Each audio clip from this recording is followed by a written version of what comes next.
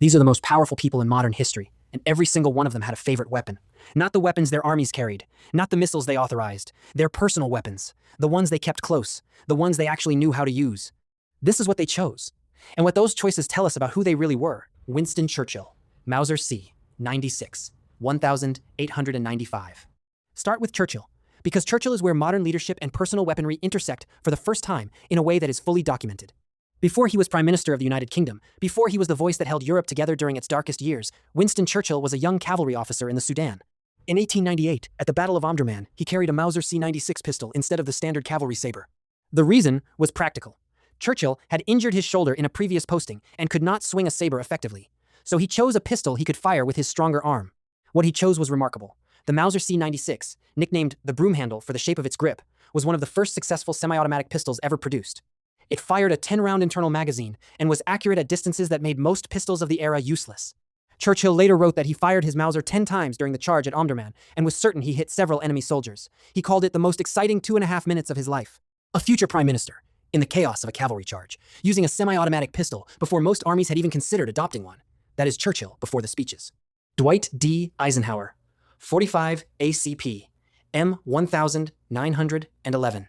Eisenhower is interesting precisely because he was not a combat soldier in the traditional sense. He was a planner, a strategist. The man who organized the largest amphibious invasion in history never saw frontline combat. But he carried a M1911 throughout the war, standard issue for American officers. A weapon that fires a 45 ACP round, one of the most powerful pistol cartridges ever adopted by a major military, designed specifically to stop a target with a single shot. The M1911 was already 30 years old by the time Eisenhower carried it during World War II. It would remain the standard sidearm of the United States military for another 4 decades after that. 70 years of continuous service. No pistol in American military history comes close to that record. Eisenhower later became president and oversaw the beginning of the nuclear age. The man who managed the most destructive weapons ever built started with a 70-year-old pistol design. There is something in that.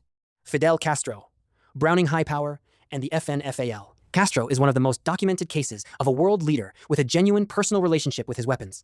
During the Cuban Revolution, Castro carried a Browning High Power as his sidearm and was frequently photographed with an FNFAL rifle, a Belgian-designed battle rifle, chambered in 7.62x5, 1mm NATO.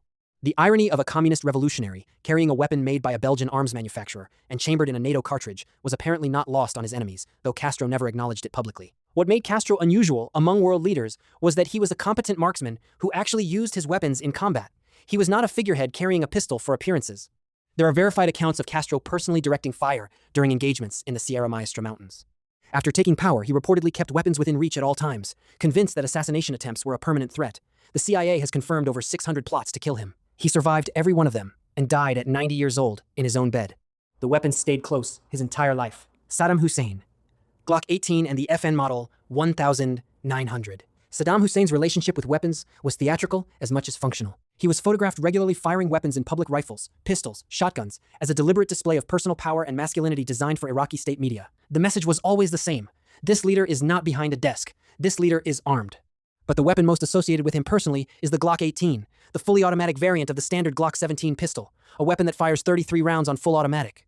It is an unusual choice for a head of state, impractical for accurate shooting, dramatic in appearance and sound. When American forces captured Saddam Hussein in December 2003, hiding in a hole in the ground near Tikrit, he surrendered without firing a single shot. He was found with a pistol on his person. He did not use it. The weapon that defined his public image was useless at the moment it mattered most. Vladimir Putin. Yarigan Pia. Putin's relationship with weapons is carefully managed and strategically revealed. He holds a black belt in judo and has been publicly photographed handling various firearms over the years, always in controlled settings designed to project a specific image. Competent, calm, physically capable, not aggressive, in control.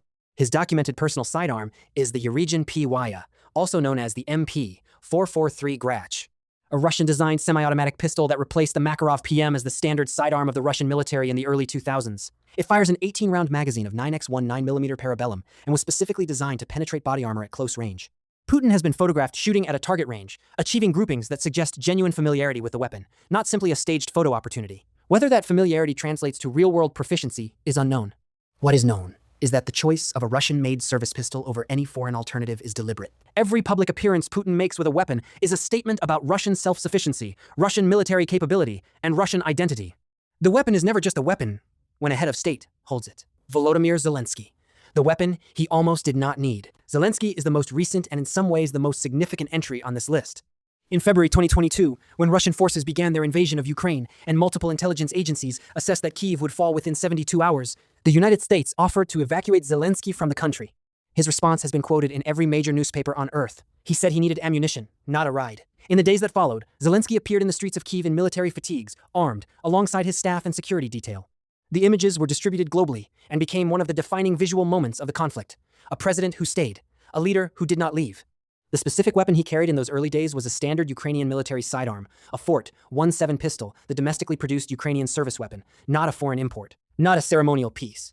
The same weapon his soldiers carried. The symbolism was total and it was intentional. In a conflict where information and perception mattered as much as territory, a president holding his country's own service weapon and refusing evacuation was a more powerful military asset than any single piece of hardware either side deployed. From Churchill firing a Mauser in a cavalry charge to Zelensky refusing evacuation with a pistol on his hip, the weapons world leaders carry have always said something that their speeches could not. Churchill chose capability over tradition.